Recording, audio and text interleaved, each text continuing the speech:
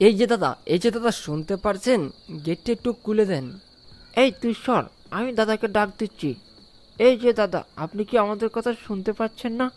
গেটটা একটু খুলেন দাদা। এই তোরা গেটের সামন্তে সরতু। দাদা আপনি আমাদের কথাটা শুনেন তো। হ্যাঁ হ্যাঁ, কি বলবি বল। অনেক রাত হয়েছে, আমি আবার ঘুমাতে চলে যাব।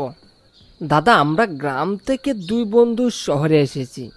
শহরের কোনো কিছু চেনা জানা নেই আমাদের, কিন্তু আমি আপনাদের বাসার পাশের সাইনবোর্ডে লেখা দেখেছি এই বাসার রুম নাকি ভাড়া দেওয়া হবে। তাই দাদা আপনার কাছে চলে এসেছি। দাদা আমরা আপনার ভাড়ার রুম নিতে চাই। রাত 12টার পরে কোনো বাসা ভাড়া দেওয়া হয় না। দাদা একটু দয়া করে বাসা ভাড়াটা দেন না, অনেক রাত হয়েছে দাদা।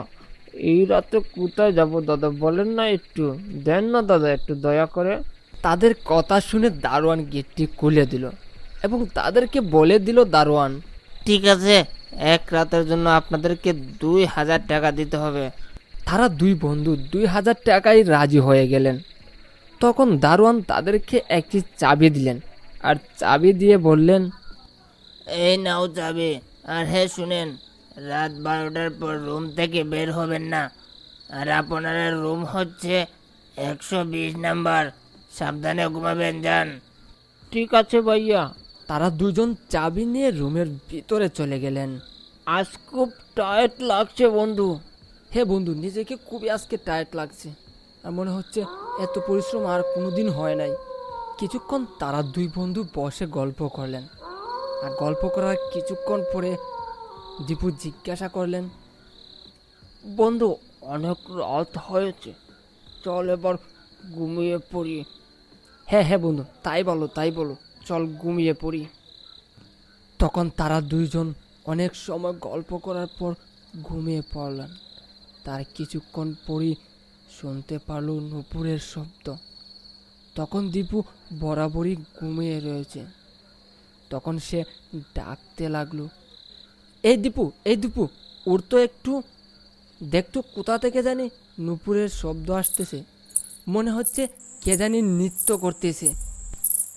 তার কথাতে দীপু কোনোভাবে সাড়া দিল না এবং সে বরাবরই ডাকতে লাগলো, বারবার ডাকতে লাগলো, এই দীপু ওর তো একটু দেখতো, কোথা থেকে জানি নূপুরের শব্দ আসতেছে। কিন্তু সে ঘুম আর ভাঙাতে পারলো না এবং সে মনে মনে সিদ্ধান্ত নিতে লাগলেন সে একা একই রুমের বাহিরে যাবে আর বাহিরে গিয়ে দেখবে কে নৃত্য করতেছে, কোথা থেকে সেই নূপুরের আওয়াজ আসতেছে।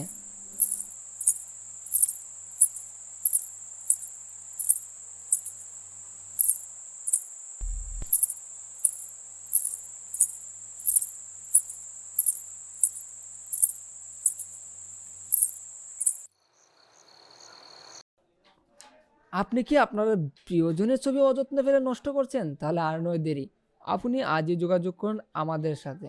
আমাদের কাছে বিভিন্ন রকমের কালেকশনের ফ্রেম রয়েছে। আপনি এখনও যোগাযোগ করুন আমাদের সাথে এবং সবচাইতে কম প্রাইসে এবং কম খরচে পেয়ে যাচ্ছেন আমাদের কাছে সেই ফ্রেমগুলা, এবং ছবির কাজ নিখুঁতভাবে করা হয় আমাদের। ধন্যবাদ, ভালো থাকবেন। নেক্সট পার্ট দেখতে হলে অবশ্যই কমেন্ট করেন ভিডিওর।